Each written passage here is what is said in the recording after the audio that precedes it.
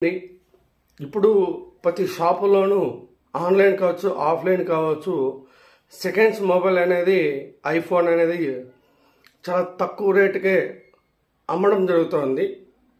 చాలామంది కానీ కొనడానికి మొగ్గు చూపుతున్నారు. అది ఎవరు కాదు, మిడిల్ క్లాస్ వాళ్ళనే టార్గెట్ చేయడం జరుగుతోంది.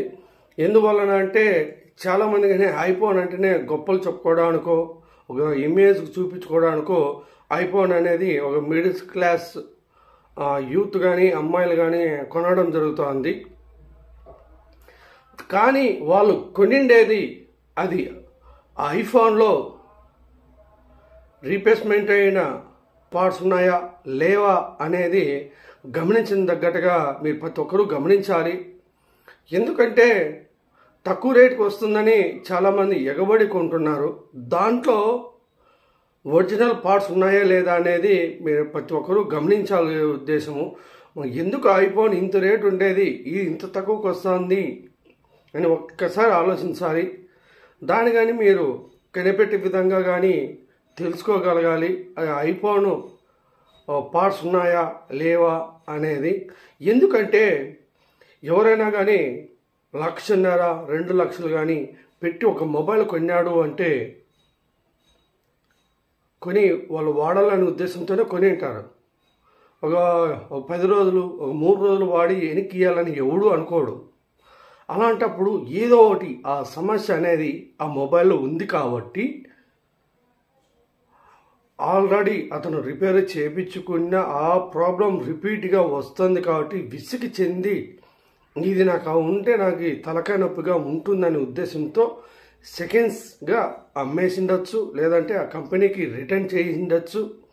ఏదో విధంగా కానీ ఆ కంపెనీకి రిటర్న్ చేసింటాడు. ఎందుకంటే ఒక సంవత్సరం వ్యారంటీ ఉంటుంది కాబట్టి ఆ వ్యారంటీలో ఈ ప్రాబ్లం వచ్చినప్పుడు నాకు అవసరం లేదని రిటర్న్ చేసిండవచ్చు. అలాంటి సెల్ ఫోన్లు కానీ కొంతమంది అవి రిటర్న్ తీసుకోకపోయినా కంపెనీ వారు వాళ్ళు మొబైల్ షాప్లో కానీ ఈ మొబైల్ ఇచ్చి ఇంకో మొబైల్కి తగ్గింపు ఉంటుంది కాబట్టి ఎక్స్చేంజ్ ఆఫర్లో కినా తీసుకున్నా అలాంటి మొబైల్ని తాత్కాలికంగా కానీ రిపేర్ చేసి మీకు అందించే అవకాశాలు కానీ ఉన్నాయి. ఇంకో కొంతది జెన్యూన్గా కొన్ని మొబైల్స్ అనేది మొబైల్ షాపుల్లో టెస్టింగ్ అని కొన్ని మొబైల్స్ అనేది పెట్టడం జరుగుతుంది. అది ఐఫోన్ కావచ్చు, ఇంకో ఆండ్రాయిడ్ మొబైల్ కావచ్చు, ఇవిగా ఏవైనా కానీ కొన్ని టెస్టింగ్ పెట్టింటారు. అలాంటి మొబైల్ కానీ సేలింగ్ రావడం జరుగుతూ ఉంటుంది సెకండ్ సేలింగ్కి. అప్పుడు ఏమవుతారంటే కొన్ని పార్ట్స్ అనేది ఒరిజినల్ పార్ట్స్ అవి కొనాలంటే ఎక్కువ రేట్ అవుతుంది.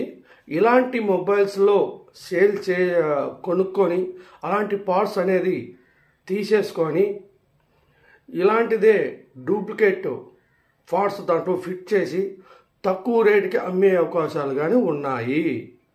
ఏదైనా ప్రాబ్లం వచ్చి మంచి క్వాలిటీ వేయించుకోవాలనుకునేవి అవన్నీ కానీ అలాంటి మొబైల్కి అంత రేటు పెట్టి వాళ్ళు కొనుక్కోకుండా వీళ్ళ దగ్గరే స్టాక్ ఉంది మేము తెప్పించాము ఆ మోడల్ నెంబరు అని చెప్పి వీళ్ళు ఒరిజినల్ది వేయడం జరుగుతుంది వాళ్ళకి. అది లాభమా? అది ఎవరికైతే వాళ్ళు తీసేసుకొని పెట్టుకున్నారో వాళ్ళకి లాభం అవుతుంది. అది కానీ ఎవరైతే తెలియకుండా తక్కువ రేటుకి వస్తుందని మొబైల్ కొన్నారో వాళ్ళకి ఒరిజినల్ పార్ట్స్ అనేది ఉండవు. అది ప్రతి ఒక్కరూ కానీ గమనించుకోండి.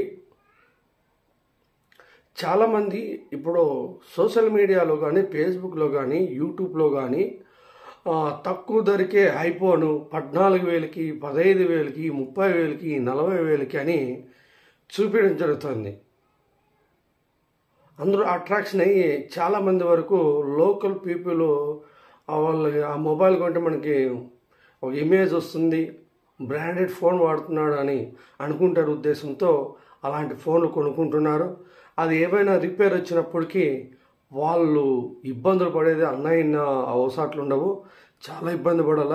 మొబైల్కి 14,000కి 20,000 కొంటే దాని పార్ట్స్ చాలా ఎక్కువ రేటు ఉంటాయి. ఎందుకంటే అది ముందుగానే కాస్ట్లీ మొబైల్. దాన్ని వీళ్ళు ఆల్రెడీ దాంట్లో ఉండే పార్ట్స్ అన్నీ తీసేసింటారు.